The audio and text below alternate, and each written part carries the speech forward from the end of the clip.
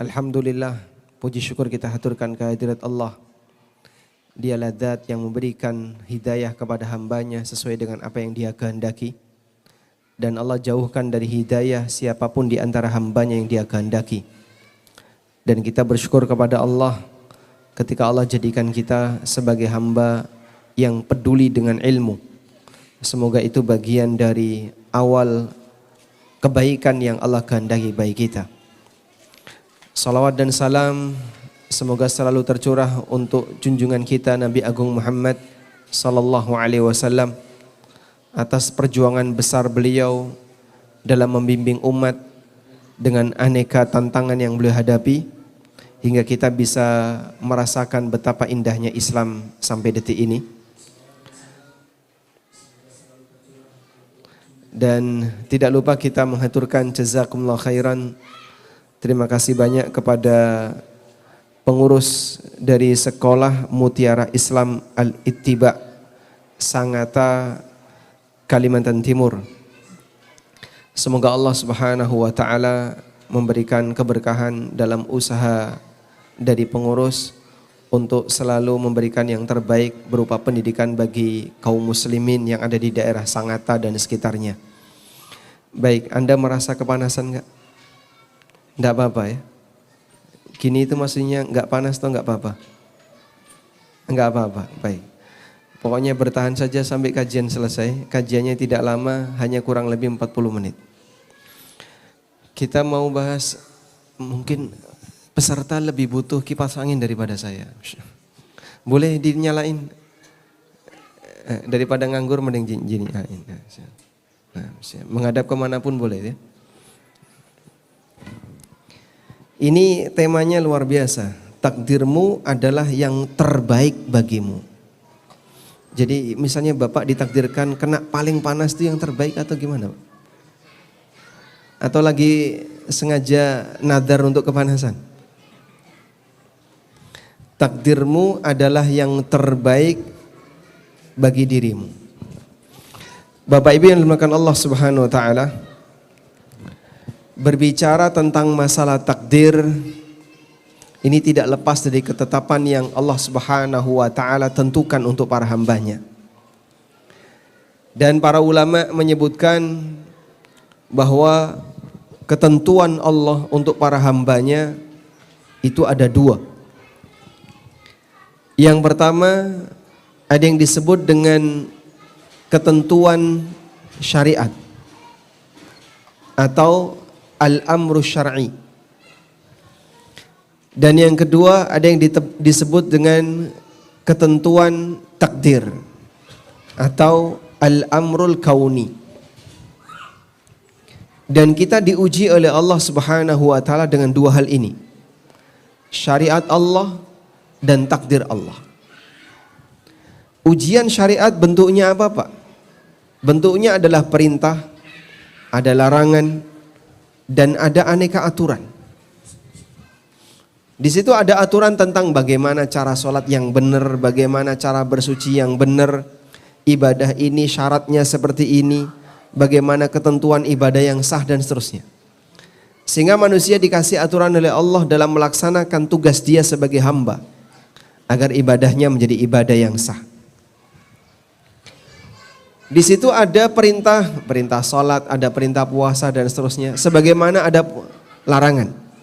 Kita dilarang oleh Allah untuk minum khamr, kita dilarang oleh Allah untuk berzina dan aneka larangan yang lainnya.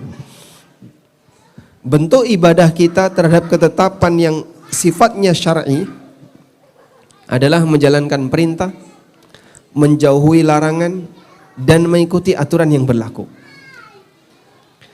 Karena itu bagi seorang mukmin dia perlu menyadari bahwa dalam hidupnya di situ ada ketentuan syariat Allah yang wajib untuk dia penuhi. Kemudian ketetapan yang kedua adalah ketetapan takdir. Ketetapan takdir atau al-amrul kauni adalah semua yang Allah ciptakan dan yang terjadi di alam ini. Apapun yang kita alami saat ini maupun yang telah lalu ataupun yang nanti akan kita alami di masa mendatang adalah ketetapan Allah dalam bentuk al-amrul kauni atau ketetapan takdir. Untuk jenis yang kedua ini, ada yang sesuai dengan harapan dan keinginan manusia, sehingga sering disebut sebagai takdir yang baik, dan ada yang tidak sesuai dengan harapan manusia, sehingga orang menyebutnya sebagai takdir buruk. Maka kalau ada istilah takdir baik dan takdir buruk, itu benar atau salah, Pak? Penyebutan takdir baik dan buruk itu benar atau salah? Salah atau benar? Salah. Kenapa salah? Semua takdir baik. Penyebutan ada takdir baik dan takdir buruk itu benar, karena Nabi SAW sendiri yang pernah menyebutkannya. Sebagaimana disebutkan dalam hadis Jibril, saat Nabi SAW ditanya oleh Jibril alaihissalam, akhbirni anil iman, jelaskan kepadaku apa itu iman. Lalu Nabi SAW menjelaskan dengan menyebutkan 6 rukun iman. Antu'mina billahi wa malaikatihi wa kutubihi wa rusulihi wal yaumil akhir. Kemudian di yang ke-6 beliau mengatakan gimana?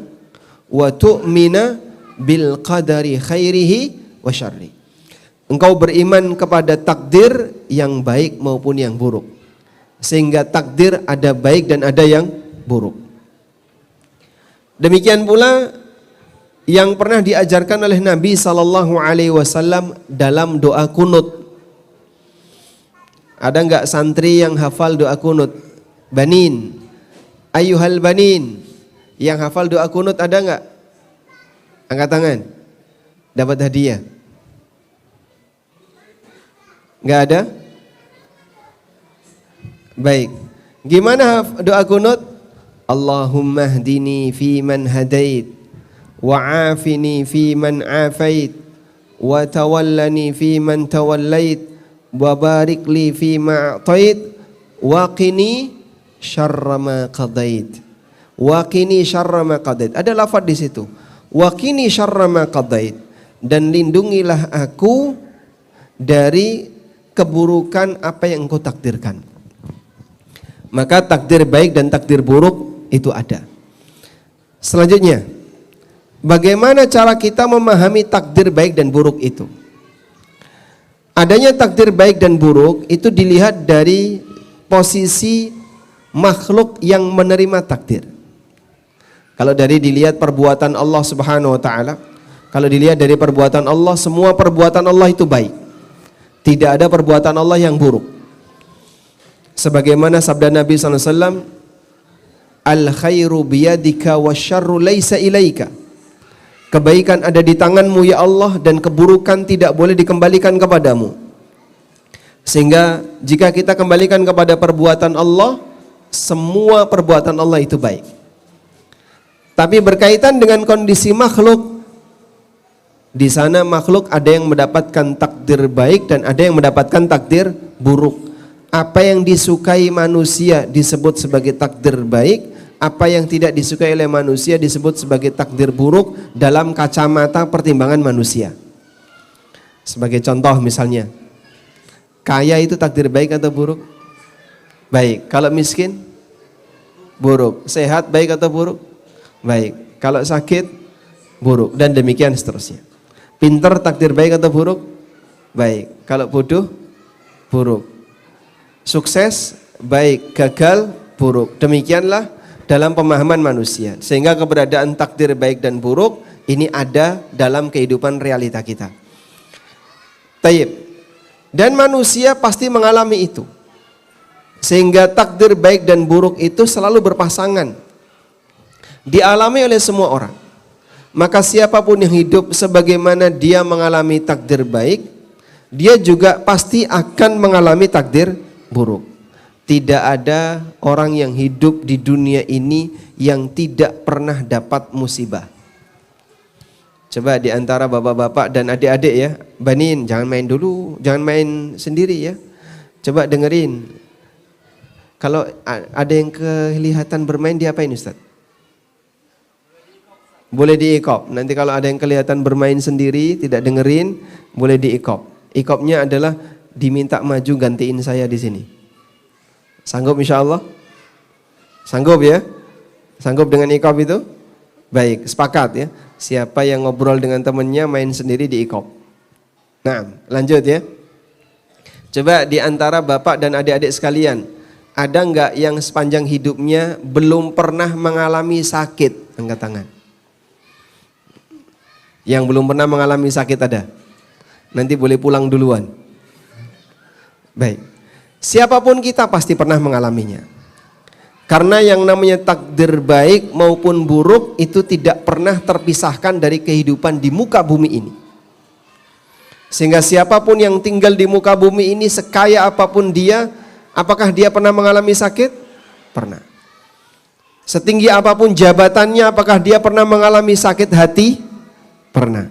Maka manusia diuji oleh Allah dengan ujian lahir batin. Kadang dia mengalami sakit fisik dan kadang dia mengalami sakit batin. Demikianlah ujian yang dihadapi oleh hamba. Karena itu jamaah, tidak ada istilah orang yang hidup di dunia ini isinya hanya nikmat saja, nggak ada. Atau musibah saja, itu nggak ada. Pasti dia akan mengalami takdir baik dan takdir buruk. Sehingga ada sebuah pesan yang pernah disampaikan oleh Imam Hasan Al-Basri. Beliau ulama yang hidup di zaman siapa? Zaman tabi'in. Beliau tabi'in. Imam Hasan Al-Basri rahimahullah pernah mengatakan, wa inna na'imad dunya masyubun bil musibah. Bahwa kenikmatan dunia itu bercampur dengan musibah. Enggak ada kok istilahnya orang mengalami kenikmatan tanpa musibah, itu enggak ada. Allah tidak ridha ada hambanya yang merasakan kenikmatan di dunia sebagaimana layaknya kenikmatan di akhirat. Kalau di akhirat bisa jadi orang menikmati atau manusia ketika menikmati kenikmatan di surga nol musibah.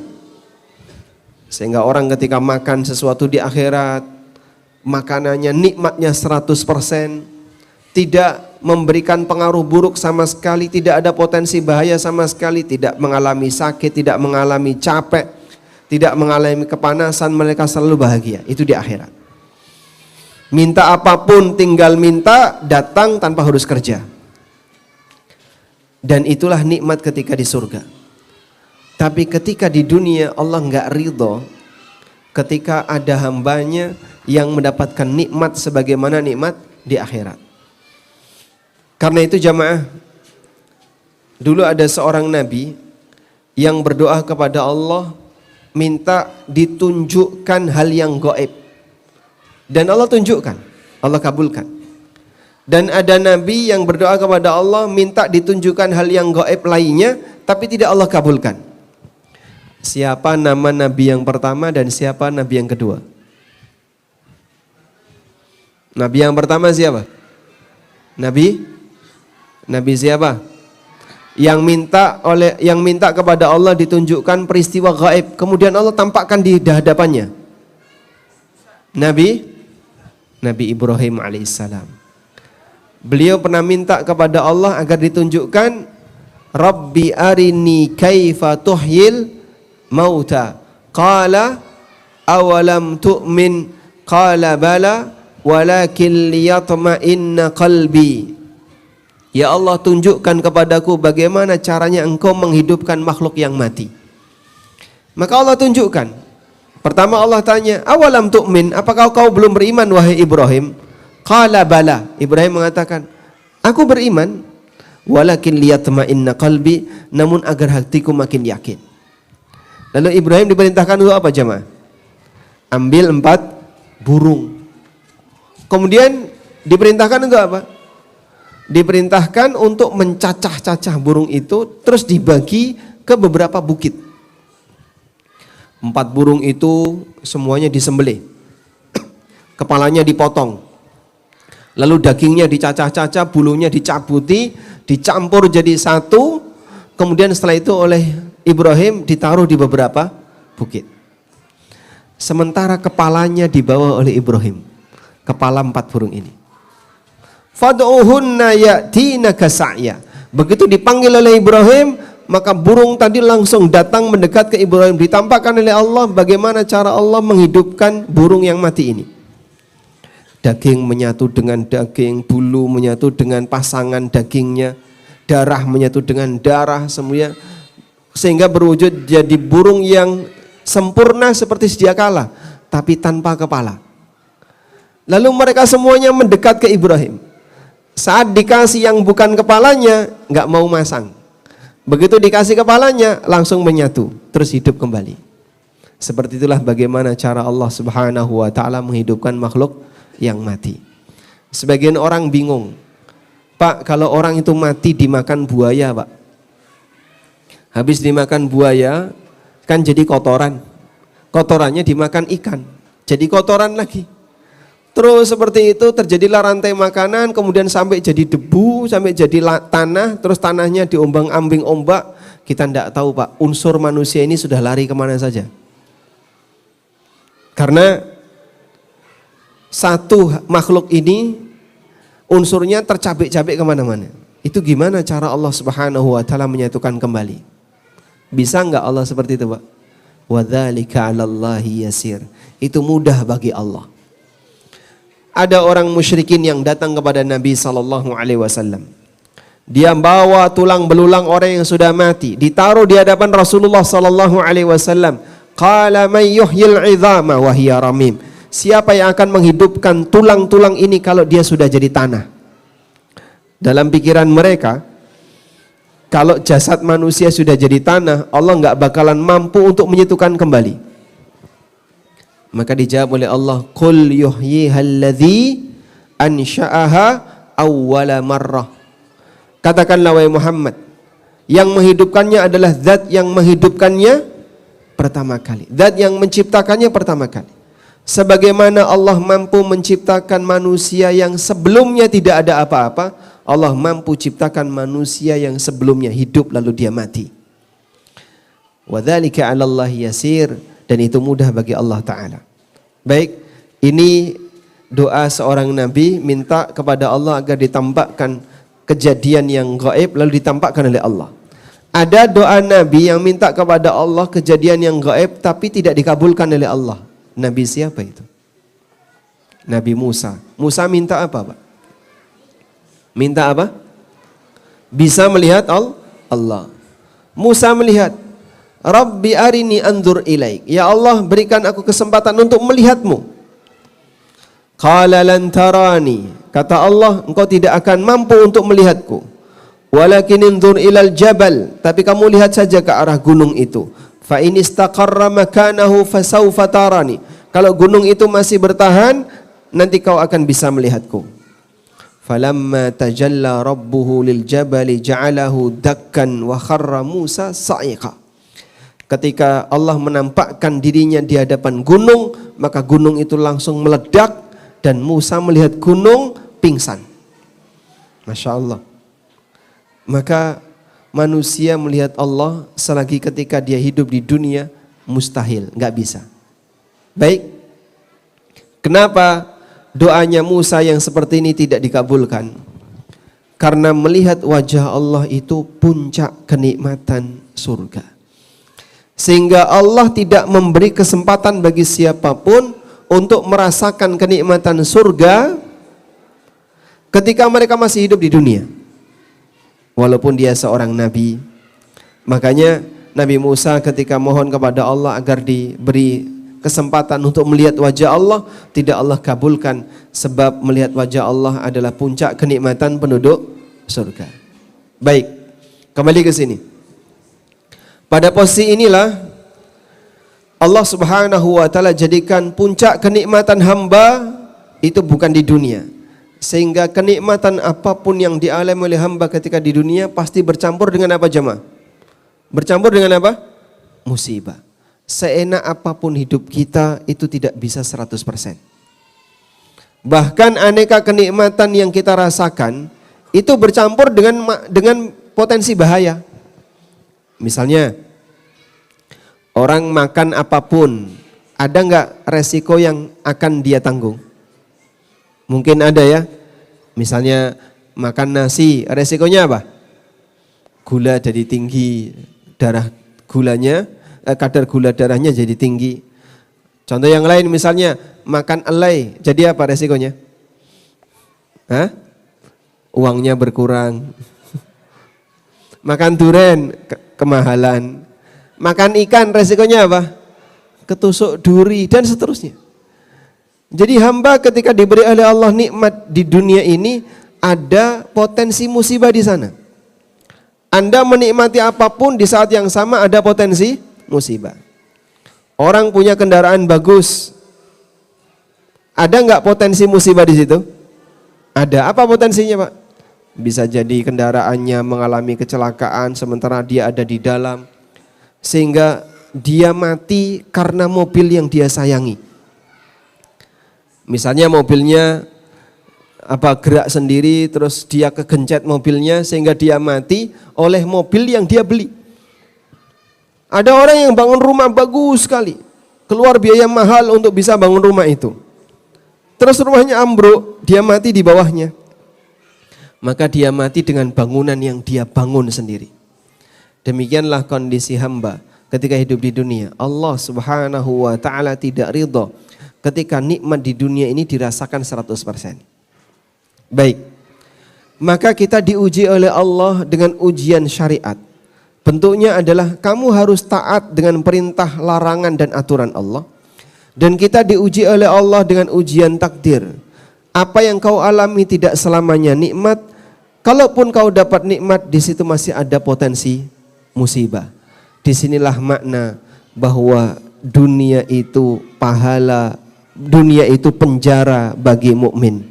Disinilah makna bahwa dunia itu penjara bagi mukmin.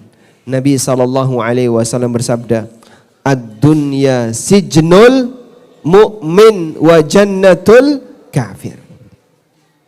Dunia itu penjara bagi mukmin dan surga bagi orang kafir.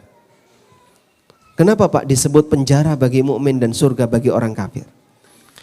Dunia disebut penjara bagi mukmin karena dua alasan. Yang pertama, semua mukmin yang saat ini hidup di dunia, walaupun dia punya banyak fasilitas hidup, dia punya kenikmatan, jika dibandingkan fasilitas yang saat ini dia alami dengan surga yang nanti Allah berikan kepada sang mukmin ini, lebih nikmat mana Bapak Ibu? Lebih nikmat mana? Gak bisa dibandingkan Pak. Nikmat dunia dengan nikmat akhirat tidak bisa dibandingkan. Nabi SAW membuat perbandingan nikmat dunia dan nikmat akhirat. Ibarat kita datang ke tepi laut, terus Anda celupkan jari telunjuk Anda ke air laut. Angkat, fama baqiya min. Coba lihat seberapa banyak air yang nempel di tangan. Lautan itulah akhirat, yang nempel di tangan ini dunia. Itu perbandingan antara kenikmatan dunia dan kenikmatan akhirat. Oleh karena itu, kalaupun di antara kita Bapak Ibu diberi oleh Allah aneka ujian, baik ujian dari sisi materi, ujian ekonomi, ujian keluarga, ujian pekerjaan, ujian kesehatan maupun ujian yang lainnya. Ingat, ini tidak selamanya. Kau perlu sadar hidupmu di dunia ini penjara. Dan sebentar lagi kau akan keluar darinya. Kapan orang itu akan keluar dari penjara, Pak? Ketika sang mukmin ini bersabar, istiqomah sebagai mukmin yang baik sampai mati. Di saat itulah dia keluar dari penjara. Sehingga ini mengajarkan kita untuk banyak bersabar. Bersabar karena mengingat, saya sadar apa yang saat ini saya alami adalah penjara. Sekarang saya sedang di penjara. Namanya di penjara mau gimana lagi? Terkadang ada situasi nggak enak, terkadang ada situasi nggak nyaman. Namanya juga orang di penjara. Nabi SAW menyadarkan umatnya, ad-dunya sijnul mu'min, bahwa dunia itu penjara bagi mukmin. Baik. Kemudian makna yang kedua, bahwa dunia itu hakikatnya adalah penjara bagi mukmin. Makna yang kedua adalah Mukmin itu ketika hidup di dunia dibatasi oleh aturan. Ini nggak boleh, ini riba, ini dilarang, ini gharar, kau harus tinggalkan, ini haram dan seterusnya. Pak, jadi mukmin kok susah Pak ya? Susah kenapa? Ini nggak boleh, ini nggak boleh, ini nggak boleh, semuanya kok serba nggak boleh. Dikit-dikit haram, kalau nggak haram riba, kalau nggak riba gharar, kalau nggak gharar suruh resign. Kok repot banget Pak ya? Loh kenapa Anda merasa repot? Iya, setelah saya belajar tentang aneka aturan-aturan dalam agama ini, rasanya banyak sekali yang nggak boleh Pak. Baik, kalaupun kamu merasakan seperti itu, mohon disadari, bisa jadi sebabnya adalah karena Anda terlalu banyak bersinggungan dengan maksiat, sehingga saat Anda tahu tentang hukum, Anda merasa ada banyak yang dilarang. Maka bersyukurlah kepada Allah ketika Allah Subhanahu wa taala berikan kesadaran kepada Anda sebelum mati. Kan ada sebagian orang ya, yang dia itu kalau disuruh belajar tentang masalah fikih muamalah menghindar. Disuruh belajar tentang fikih ASN menghindar. Di sini ada kajian fikih ASN Ustaz ya? Maujud. Siapa yang ngajar? Ustaz Mukri. Ada Wafi? Huwa ma'ana? Masya Allah. Kajiannya ada di mana itu Ustaz? Besok di Masjid Agung, fikih ASN ya. Masya Allah. Saya baru dapat kabar ya tadi. Dari tempat yang demikian jauh dari Yogyakarta ada kajian rutin fikih ASN. Dengan menggunakan buku fikih ASN dan karyawan itu. Masya Allah, semoga bermanfaat bagi yang lain.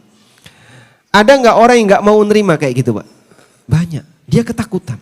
Saya nggak pengen dengerin kayak gitu. Belum siap saya untuk dengerin seperti itu. Kenapa?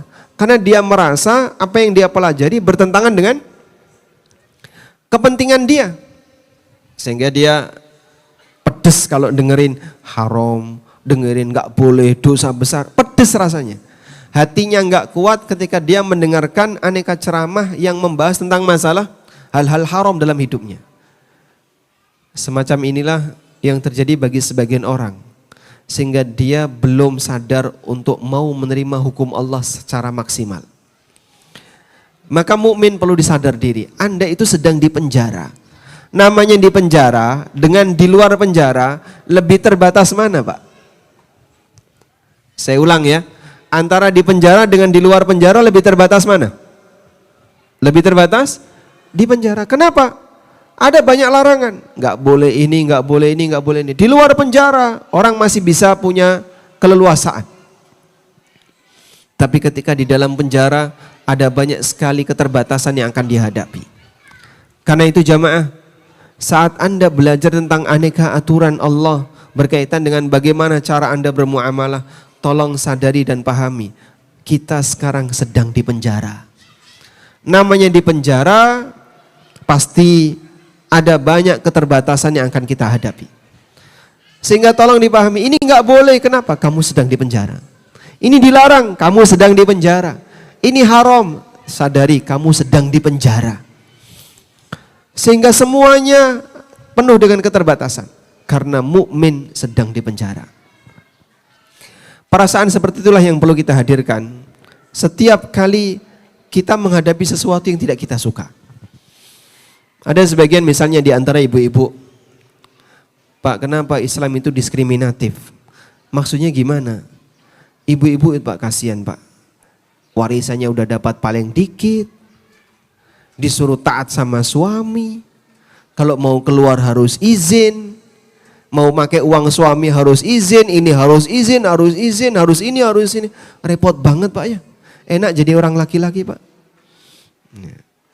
Sehingga yang perempuan memandang jadi laki-laki itu enak. Yang laki-laki memandang enak jadi perempuan ya. Di rumah saja, nggak perlu sholat di masjid, nggak perlu bekerja, dia tidak harus tanggung jawab kalau punya masalah, ringan bebannya dan seterusnya. Sehingga yang laki-laki melihat perempuan merasa enak jadi perempuan, yang perempuan lihat laki-laki merasa enak jadi laki-laki. Itu kalau dalam bahasa Cina namanya wang sinawang. Paham Ustaz? Paham ya? Berarti dari Jawa Ustaz. Oh, lama di Jawa, Masya Allah. Sehingga ketika ada orang mandang orang lain merasa kalau yang dia lihat itu merasa lebih enak. Rumput tetangga lebih kuning. Maka kaum muslimin yang kami hormati, kalaupun kita mengalami situasi seperti itu, tolong disadari, Anda sedang di penjara. Karena Anda sedang di penjara, ada hal yang mungkin menurut Anda itu enggak enak.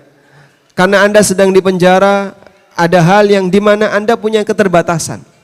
Tapi ingat, ini tidak selamanya. Kenapa tidak selamanya? Ada ujungnya. Kapan ujungnya, Pak? Saya sudah tidak betah di sini. Tolong sabar. Ada ujungnya. Ujungnya adalah kematian.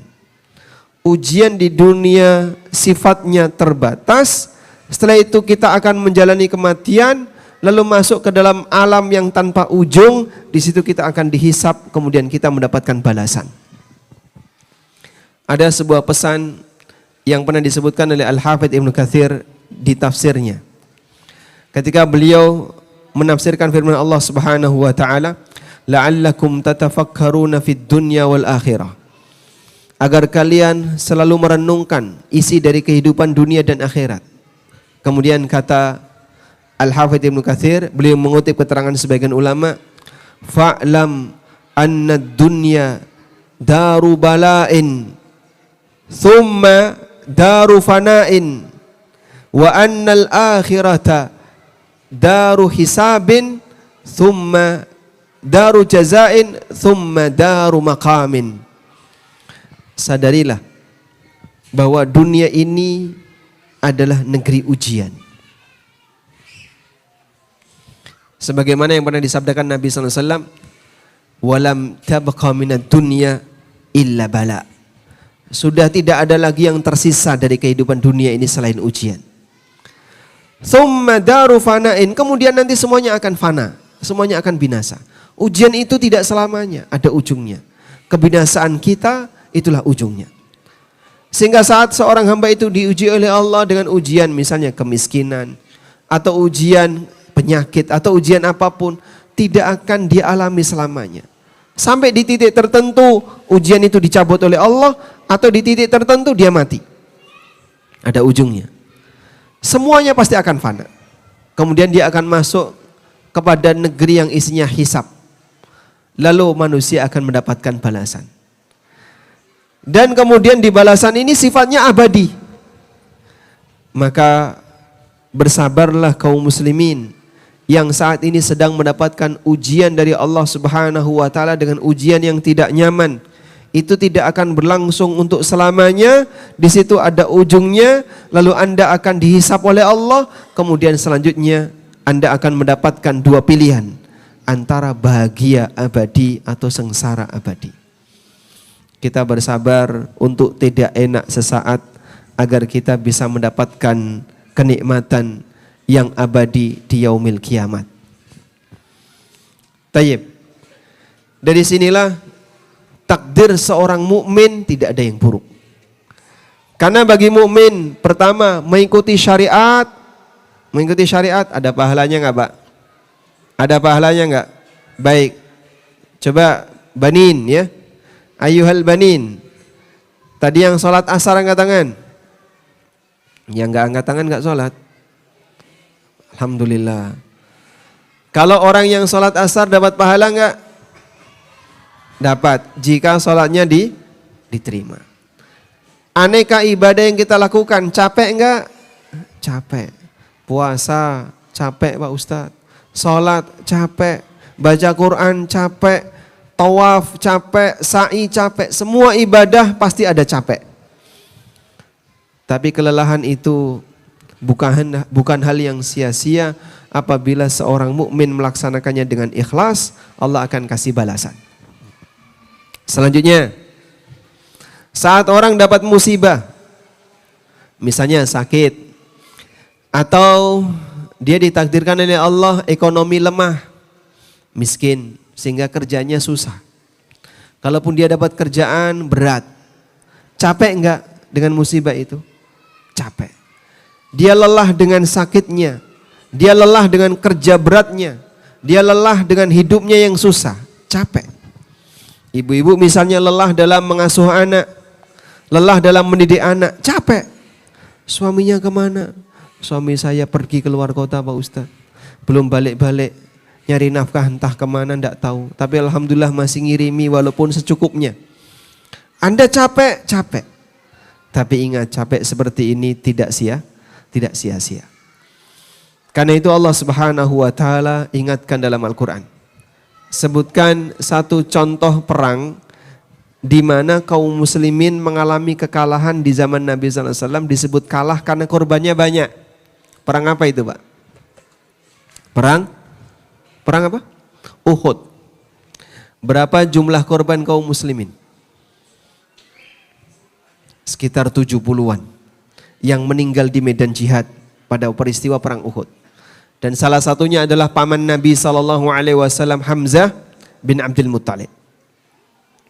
Kaum muslimin mengalami duka yang cukup mendalam. Rasulullah SAW ketika peristiwa perang Uhud, beliau pakai helm perang ya.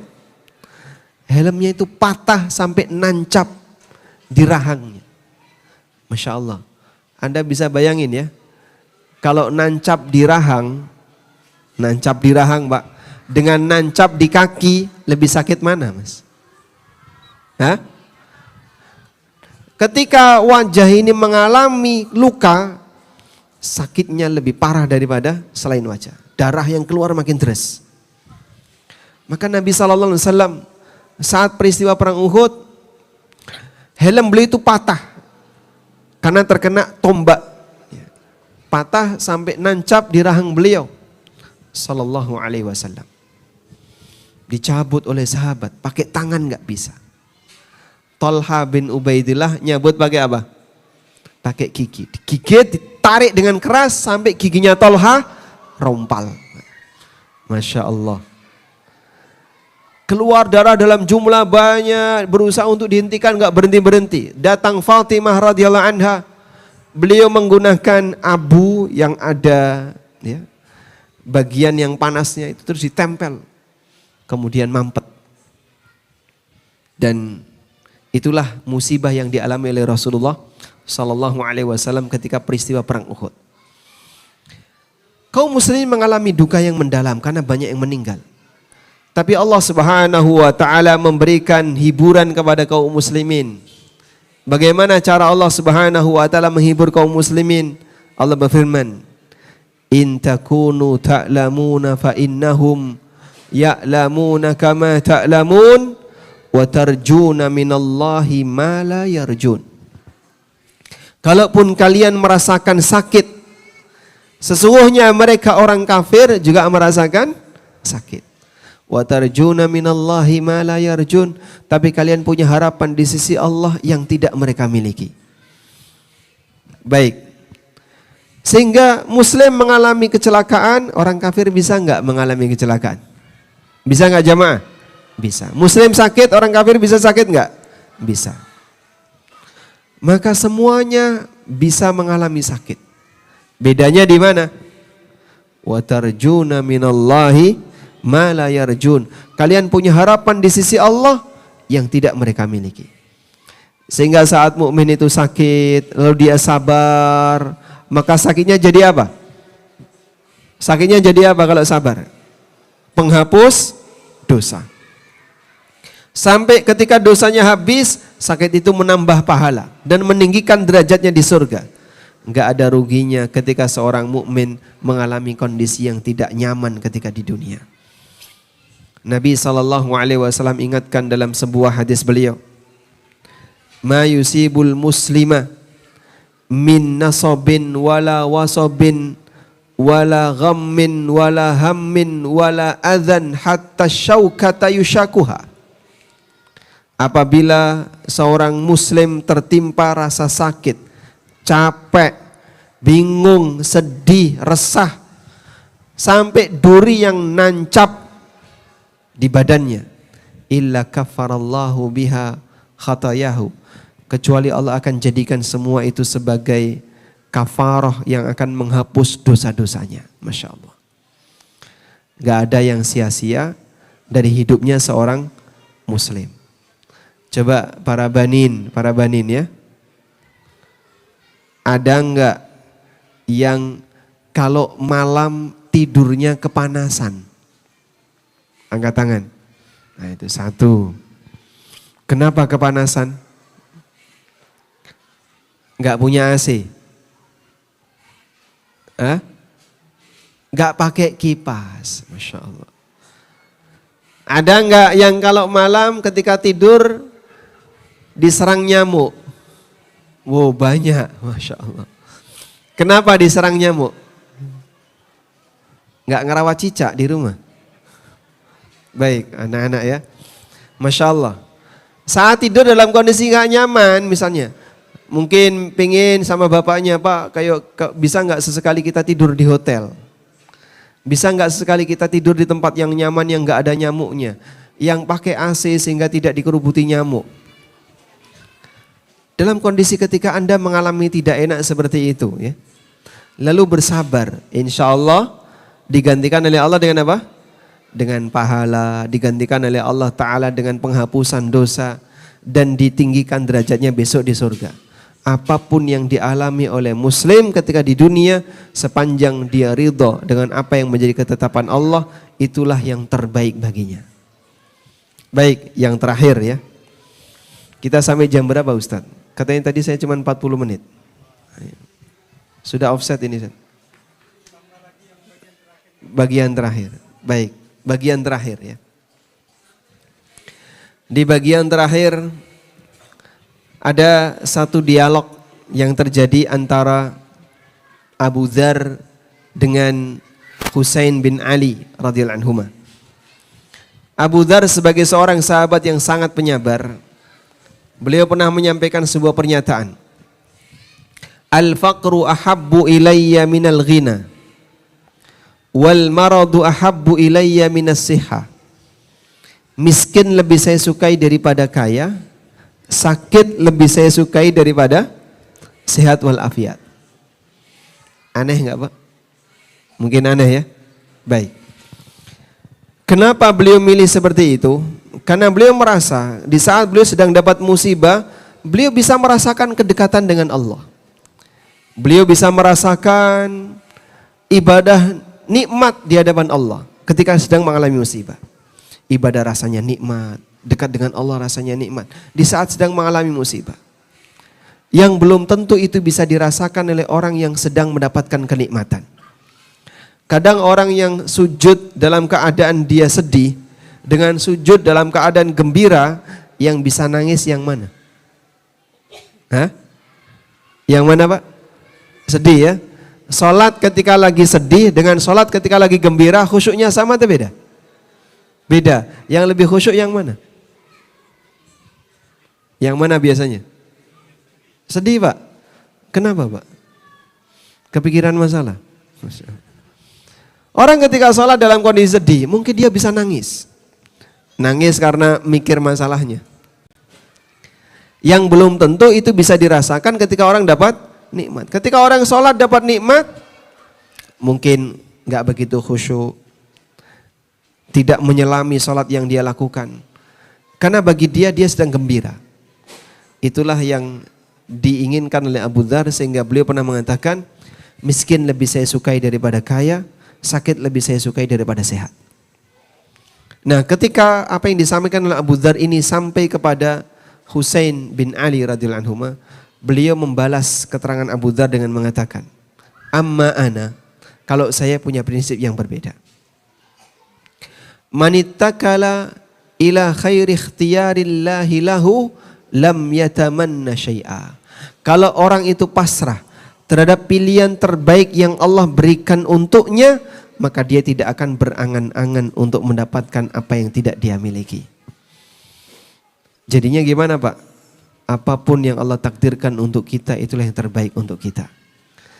Anda ditakdirkan oleh Allah dengan takdir yang beragam. Ada yang ditakdirkan jadi orang kaya, ada yang ditakdirkan jadi orang miskin, orang sehat, orang sakit, jadi A, jadi B, agar hidup ini berputar. Di saat itulah ketika Allah Subhanahu wa taala takdirkan kita dengan takdir yang beragam, masing-masing Allah ciptakan sesuai dengan fungsinya. Sehingga dengan itu kondisi itulah yang terbaik baginya. Dan ridha adalah kata kunci agar kita bisa mendapatkan pahala dari Allah Subhanahu wa taala jika sekiranya apa yang kita alami kurang nyaman baik hidup kita. Wallahu alam. Demikian sebagai pengantar yang bisa kita sampaikan, semoga bermanfaat. Wassallallahu ala nabiyyina Muhammadin wa ala alihi wa sahbihi wasallam. Alhamdulillah telah selesai dari sesi yang pertama, yaitu penyampaian materi kajian oleh Ustadzuna Amin Nurbais. Kami ucapkan syukran jazakumullahu khairan kepada Ustadzuna. Semoga apa yang disampaikan beliau bisa kita ambil banyak faedah. Baik, selanjutnya kita memasuki sesi tanya jawab. Bagi jamaah yang ikhwan, insya Allah bisa untuk bertanya secara langsung ya. Adapun untuk yang akhwat, kami sementara menunggu ya dikirimkan dari panitia. Dan untuk sesi tanya jawab ini insya Allah dua arah ya Ustadz ya. Insya Allah nanti Ustadz punya kesempatan juga untuk bertanya kepada jamaah Ustadz. Alhamdulillah di tangan kami di sini ada 4 buku karya Ustadz Amin Nurbais yang insya Allah bagi yang diizinkan oleh Ustadz akan mendapatkan hadiah tersebut. Tapi ini Ustadz bagaimana pembagiannya Ustadz? Apakah nanti khusus di ikhwan saja atau ada yang untuk akhwat? Tapi ya silakan Ustadz, bagaimana Ustadz? Baik, teknisnya belakangan. Baik Ustadz. Kita lanjut dulu ya. Terlebih dahulu mungkin untuk jamaah yang ikhwan, jika ada yang ingin bertanya, disilakan. Enggak ada, alhamdulillah. Kita akhiri.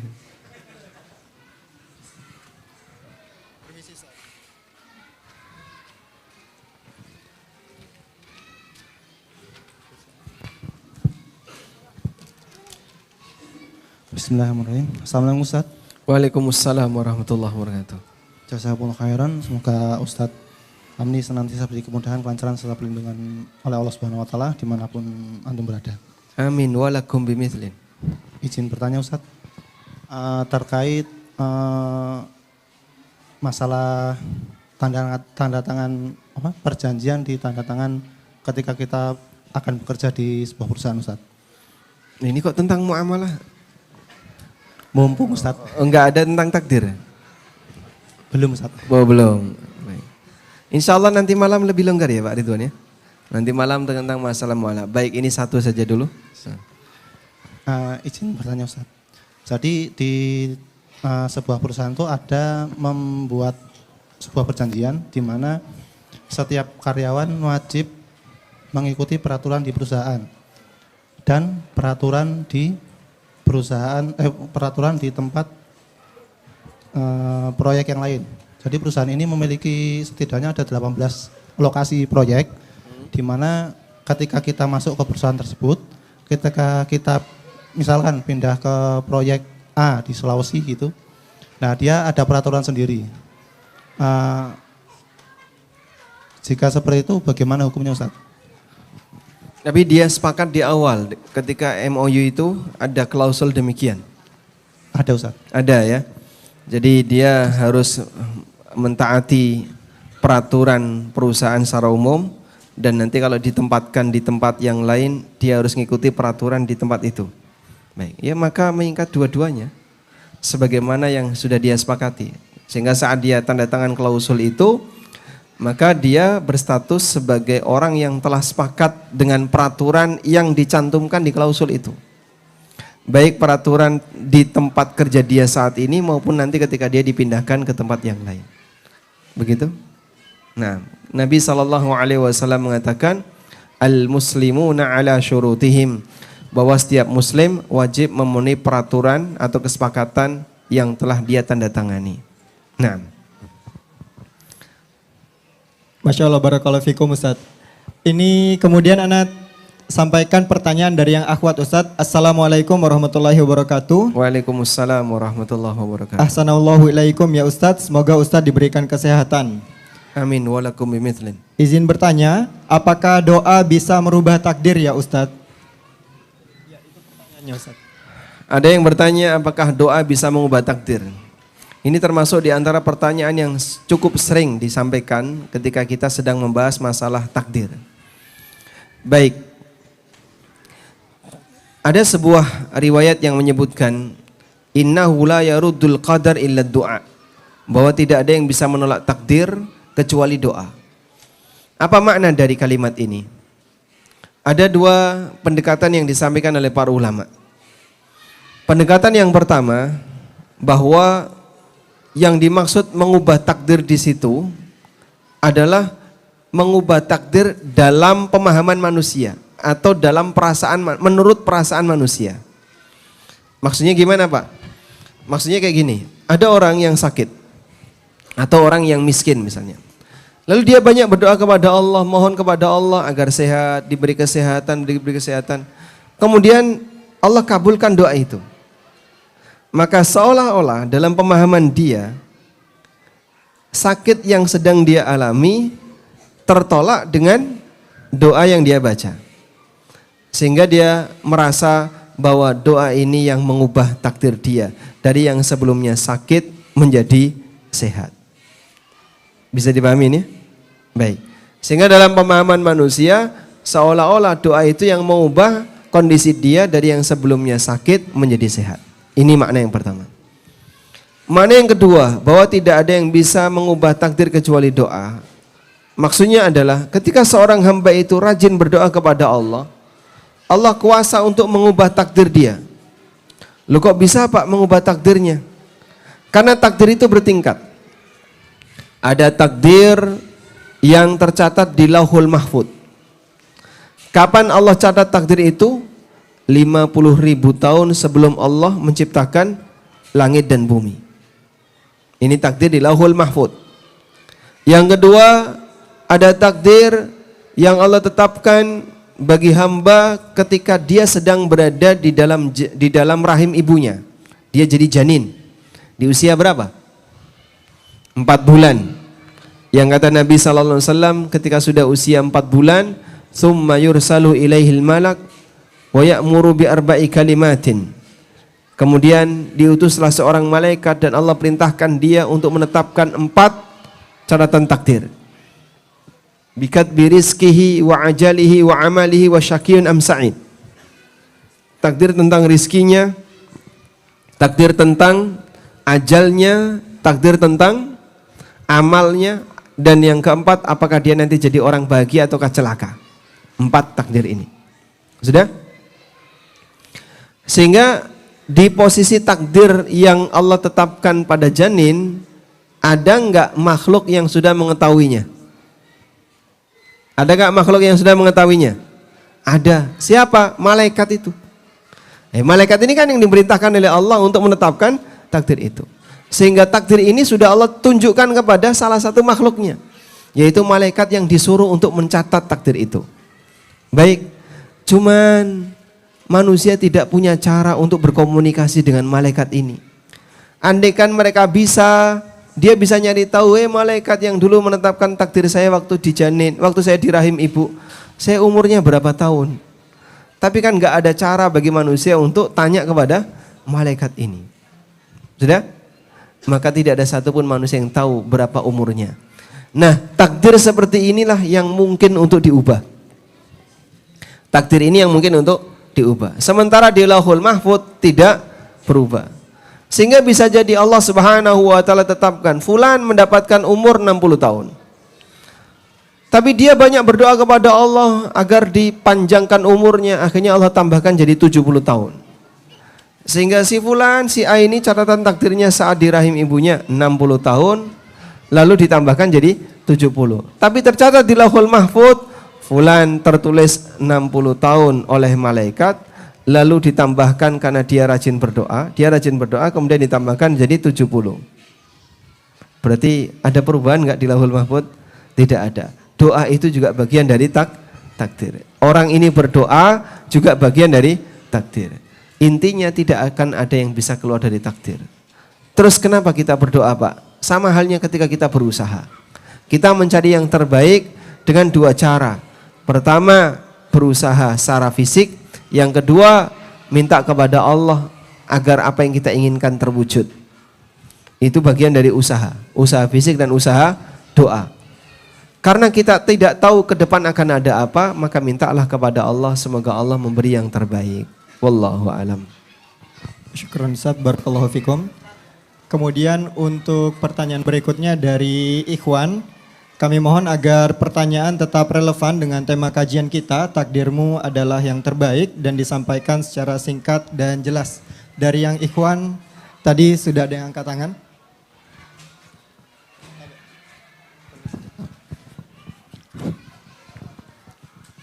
Assalamualaikum warahmatullahi wabarakatuh. Waalaikumsalam warahmatullahi Ustaz, wabarakatuh. saya perkenalkan diri, nama saya Sahrul. Syahrul, Pak Syahrul. Ini pertanyaan saya ini, qadarullah kejadiannya kemarin pada duhur. Dibilang ditipu lah ceritanya ini. Ditipu dengan hack, ada kawan WA.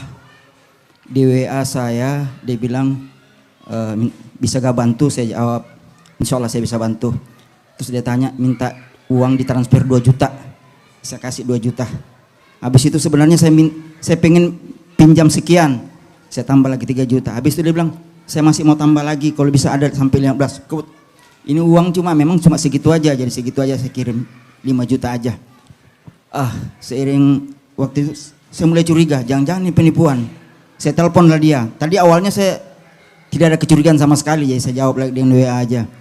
Begitu dia saya telepon, kayaknya sudah lain suaranya. Ternyata saya cek memang HP-nya dihack. Yang jadi pertanyaan saya, Ustadz, apakah ini takdir buruk, ataukah apakah musibah, ataukah ini dia bilang ujian, ataukah ini yang dibilang orang saya kurang sedekah? Ada juga yang bilang kamu kurang sedekah, kamu yang ini. Ya makanya minta bicaraan sama Ustadz. Baik. Kemarin.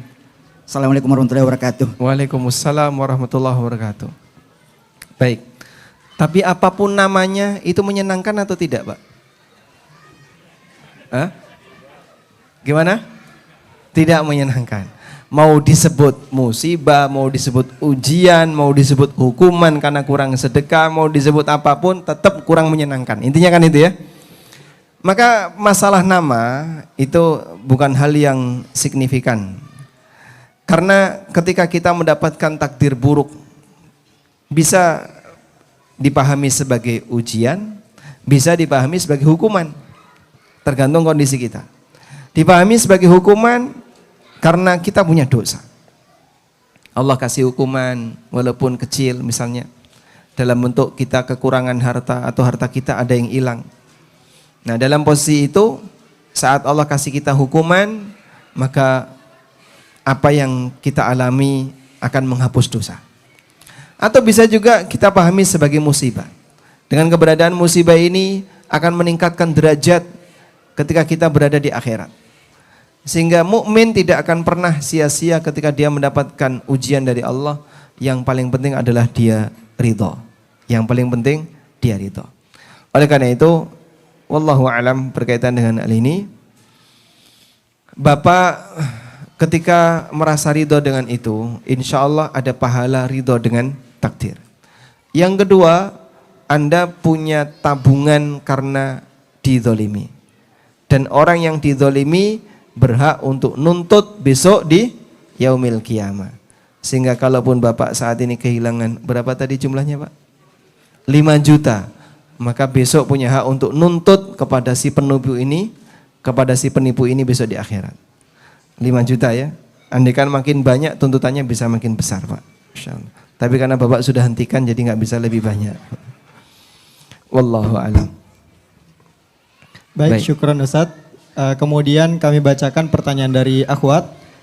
Mohon izin bertanya Ustadz, bagaimana memanage hati yang senantiasa sedih karena meninggalnya suami, kemudian beberapa waktu berikutnya ibu meninggal. Jazakumullahu khairan. Cara agar mengatur hati kita sehingga kita tidak terlalu sedih ketika kehilangan salah satu di antara nikmat. Nikmat itu bisa berupa keluarga yang ada di dekat kita, kehilangan anak, kehilangan suami, kehilangan ibu, kehilangan bapak atau siapapun dia. Adalah dengan mengingat nikmat yang lebih besar dari itu. Ada enggak nikmat yang lebih besar yang bisa didapatkan oleh seorang hamba melebihi nikmat dibersamai oleh suami?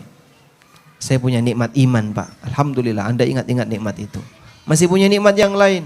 Ada nikmat yang lain. Nikmat ini nikmatnya. Saya bisa merasakan indahnya sunnah, bisa merasakan indahnya kajian, ilmu yang bermanfaat, itu juga nikmat.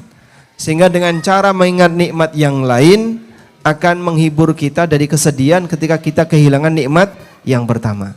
Begitu ya. Ada seorang ibu-ibu pada peristiwa perang Uhud terdengar berita bahwa Nabi Muhammad sallallahu alaihi wasallam terbunuh. Ada orang namanya Ibnu Qami'ah, ini orang musyrik ya. Menyerang Mus'ab bin Umair sampai akhirnya Mus'ab terjatuh, meninggal. Lalu dengan kencangnya Ibnu Qami'ah ini mengatakan, qataltu Muhammadan, aku telah berhasil membunuh Muhammad. Seketika itu perang langsung hening. Orang musyrik merasa bahagia. Sasaran utama kita udah mati, pulang aja. Kita nggak ada kepentingan dengan orang-orang muhajirin dan ansor. Para sahabat bingung, betul nggak Nabi SAW sudah meninggal? Siapa lagi yang akan kita bela kalau beliau sallallahu alaihi wasallam sudah meninggal? Akhirnya masing-masing pasukan mundur ke barisannya. Udah? Berita kematian Nabi sallallahu alaihi wasallam ini pun sampai ke Madinah. Uhud dengan Madinah jaraknya berapa? Kurang lebih hanya 3 kilo. Berita itu sampai ke Madinah. Tapi belum begitu jelas. Masih katanya kil wakal.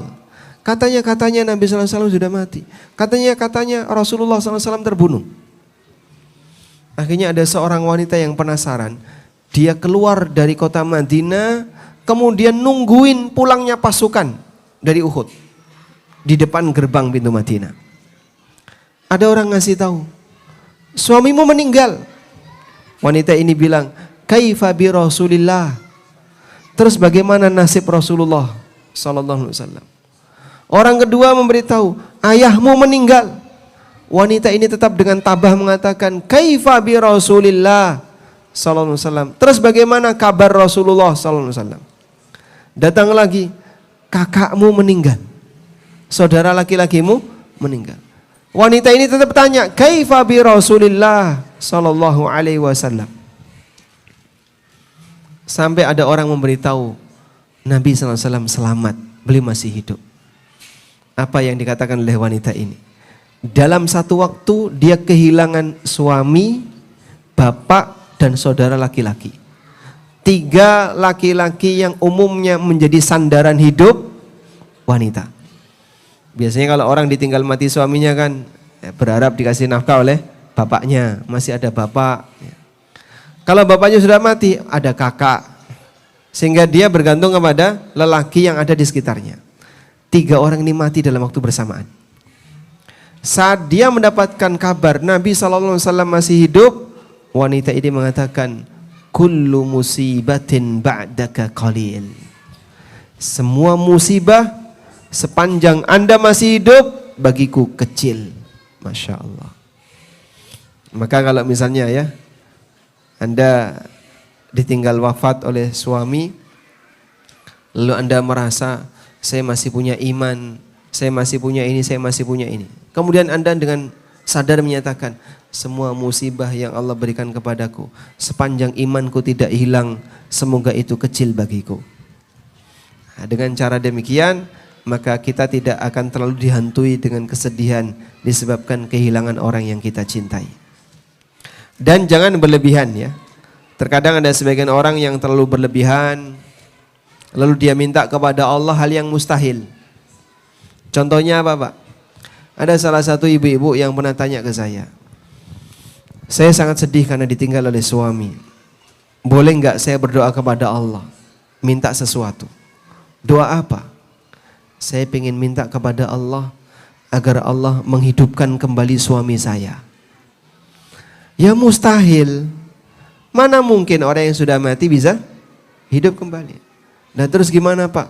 Berdoa minta kepada Allah yang mustahil bisa terwujud, itu doa yang haram, doa yang terlarang. Karena termasuk di antara bentuk al-i'tida' fid du'a. Dan Allah menegaskan innahu la yuhibbul mu'tadin. Allah tidak menyukai orang yang i'tida', melampaui batas ketika berdoa.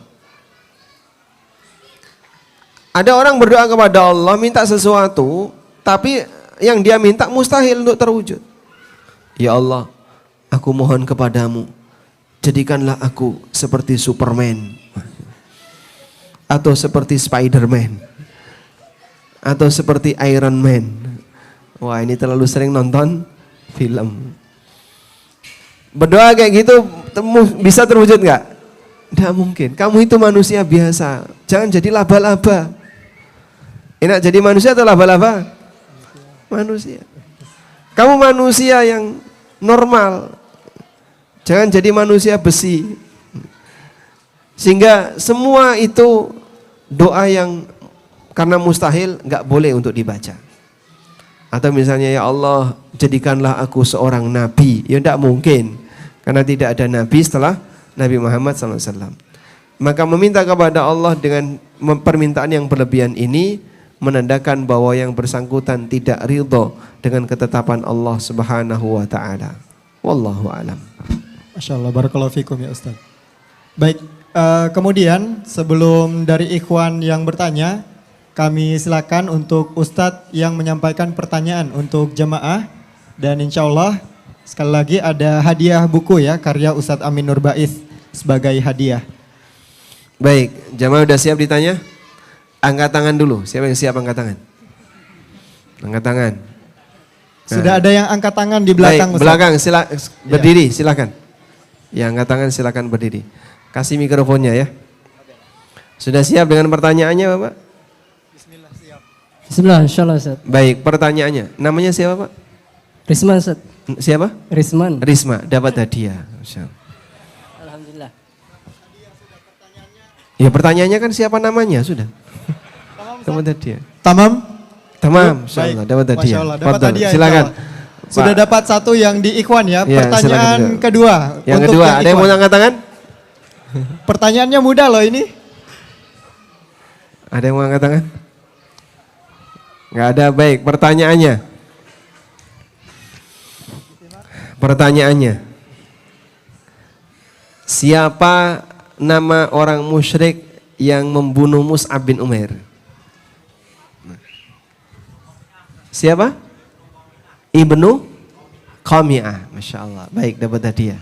Masya Allah, barakallahu fikum. Nama aslinya siapa Ibnu Qami'ah ini? Belum tahu? Enggak di googling? Oh, baik. Dapat hadiah. Sepertinya untuk di ikhwan hanya dua saja ya Ustadz. Oh, ya? dua saja. Naam. Masih Sisa tersisa berapa? Bukunya ada 2. 3. Oh, Masih 3. Ada 3. Masih 3. Mungkin satu untuk Banin ya Ustadz ya. Pertanyaan untuk Banin. Oh, kalau ada baik. yang bisa jawab nanti insya Allah ada satu untuk Banin. Kemudian 2-nya mungkin untuk akhwat. Adapun untuk di akhwat, kami minta tolong untuk panitia yang mengadakan sesi tanya jawabnya ya. Jadi antara panitia dengan hadirat akhwat Ustadz. Naam. Siap. Untuk Banin, udah siap? Angkat tangan bagi yang bisa jawab ya. Pertanyaannya. Siapa nama paman Nabi SAW yang meninggal ketika peristiwa perang Uhud? Siapa duluan tadi? Yang duluan siapa? Yang duluan siapa Ustadz tanya? Di depan ini ada Ustadz, belakang. Baik, siapa yang menerima mikrofon dia pemenangnya. Siapa namanya? Hamzah bin Abdul Muthalib. Hamzah bin Abdul Muthalib. Siapa nama aslinya? Oh. Nama aslinya Hamzah bin Abdul Muthalib siapa namanya? Nama aslinya Hamzah ya, Masya Allah. Dapat hadiah. Insya Allah barakallahu fikum. Ya. Kemudian berikutnya dibuka kembali untuk pertanyaan dari yang ikhwan. Afwan, tadi di sebelah sana Anda masih ingat udah angkat tangan tadi ya? Afwan, permisi, Afwan. Tabe. Permisi. Afwan. Assalamualaikum warahmatullahi wabarakatuh. Waalaikumsalam warahmatullahi wabarakatuh. Barakallah fiik Ustaz. Allah yabarik fik. Ya, saya pernah berdialog sama teman. Katanya gini, dia punya keluarga yang satu dia selalu berdoa minta keturunan, tapi tidak diberi-beri. Kemudian yang keluarganya yang satu dia minta jodoh juga tidak dapat-dapat. Akhirnya mereka mendatangi suatu tempat yang dianggap keramat. Setelah dari sana sebulan kemudian ibu yang minta keturunan itu akhirnya hamil dan keluarganya yang gak dapat jodoh akhirnya dapat pasangan. Nah, pertanyaan saya Ustaz, yang pertama bagaimana kita menyikapi hal yang seperti ini? Kemudian yang kedua, apakah ini termasuk bagian takdir baik dari yang nggak pernah dapat akhirnya dengan sebab suatu tempat yang didatangi itu akhirnya dapat? Barakallahu Ustaz. Baik. Kita sepakat bahwa berdoa kepada selain Allah itu kriminal dalam Islam. Karena praktik seperti ini perbuatan syirik. Allah Subhanahu wa taala berfirman, "Wa annal masajida lillah fala tad'u min dunihi ahada." Sesungguhnya masjid itu milik Allah, maka janganlah kalian berdoa kepada selain Allah siapapun. Kepada siapapun selain Allah. Selanjutnya, apabila ada orang yang mendatangi tempat yang keramat dan dia berdoa kepada Allah di tempat itu dengan keyakinan bahwa ada arwah di tempat keramat ini yang akan mengantarkan doanya, ini juga masuk kategori syirik akbar. Saya ulang ya, ada orang yang dia datang ke tempat keramat lalu dia meminta kepada penghuni tempat keramat itu. Meskipun yang dia yakini yang mengabulkan itu Allah, bukan dia. Tapi dia ini mengantarkan doanya kepada Allah. Ini juga bisa menyebabkan syirik besar. Apa dalilnya, Pak? Allah Subhanahu wa taala berfirman di surat Yunus, "Wa ya'buduna min dunillah ma la yanfa'uhum wa la yadurruhum wa yaquluna haula'i syufa'auna 'indallah." Mereka berdoa kepada selain Allah yang tidak bisa memberikan manfaat maupun madarat. Saat mereka ditanya, "Kenapa kamu melakukan seperti ini?" Jawaban mereka adalah, "Haula'i syufa'auna 'indallah." Apa yang kami minta itu akan memberi syafaat kami di sisi Allah. Memberi syafaat dalam arti yang akan mengantarkan doanya kepada Allah. Dan itu praktek kesyirikan musyrikin jahiliyah. Ya? Yang ketiga, dia berdoa di situ langsung minta kepada Allah, bukan minta kepada penghuni keramat ini, tapi dia minta langsung kepada Allah. Dengan keyakinan bahwa doa di sini mustajab. Nah, kalau ini nggak sampai syirik akbar, tapi perbuatan kesalahan. Karena tempat mustajab itu sudah ditetapkan oleh Allah. Tempat yang dicintai oleh Allah seperti masjid, seperti di Bukit Sofa, Marwah, di Arafah ketika orang sedang wukuf dan seterusnya. Di tempat-tempat itulah doa itu mustajab. Baik. Sementara di tempat yang lain jangan diyakini mustajab kalau nggak ada dalil. Oleh sebab itu dalam hal ini maka kita tidak boleh meyakini sebuah tempat itu mustajab dipakai doa kalau tidak ada dalil. Nah, jika yang ini yang dilakukan, maka dia hanya melakukan perbuatan yang salah, tapi tidak sampai pada tingkatan kesyirikan. Sudah? Terus gimana Pak kalau misalnya doanya mustajab? Jangankan yang seperti itu, ada orang minta ke berhala, doanya diijabahi, mungkin nggak? Mungkin. Bahkan ada banyak sekali misalnya orang non-muslim yang minta kepada Tuhan-Tuhan mereka, dewa-dewa mereka, terus diijabahi oleh Allah. Mungkin? Mungkin. Karena kita yakin tidak akan ada yang bisa memberikan apa yang dia minta kecuali Allah. Pak, Dia minta anak kepada berhala, itu dikasih anak. Dia minta jodoh ke berhala, dikasih jodoh. Ada yang minta rezeki, dikasih tambahan uang banyak. Padahal yang dia minta berhala, kok bisa Pak? Apakah berhala itu bisa mengabulkan doa? Tidak. Terus kok bisa? Allah yang mengabulkan doanya, walaupun dia salah. Dan itulah yang disebut dengan istidraj. Istidraj dalam bahasa Sangatta artinya apa itu? Dilulu, ya. Diujo, ya. Orang mengalami istidraj ketika dia dibiarkan oleh Allah dengan dikasih fasilitas oleh Allah dalam keadaan dia berbuat maksiat. Sanastadrijuhum min haitsu la ya'lamun wa umli lahum inna kaidi matin. Aku berikan istidraj kepada mereka min haitsu la ya'lamun, dalam kondisi mereka enggak sadar. Wa umli lahum, aku biarkan mereka inna kaidi matin. Sesungguhnya tipu dayaku itu kuat. Sehingga orang enggak sadar kalau sebenarnya dia sedang ditipu oleh keadaan. Maka dia pun makin yakin, akhirnya dia tularkan ke yang lain. Sehingga dia menjadi dai maksiat. Ngajak orang untuk apa? Berbuat maksiat. Maka kita perlu segera ingatkan orang seperti ini, kamu seharusnya tobat, enggak boleh kayak gitu. Tapi nyatanya doaku mustajab kok. Selama ini saya minta-minta enggak pernah dikasih. Begitu datang ke sana langsung dikasih cash. Ya bisa jadi, Allah kuasa. Maka kau harus sadar, ini tempat yang terlarang untuk dipakai tempat doa.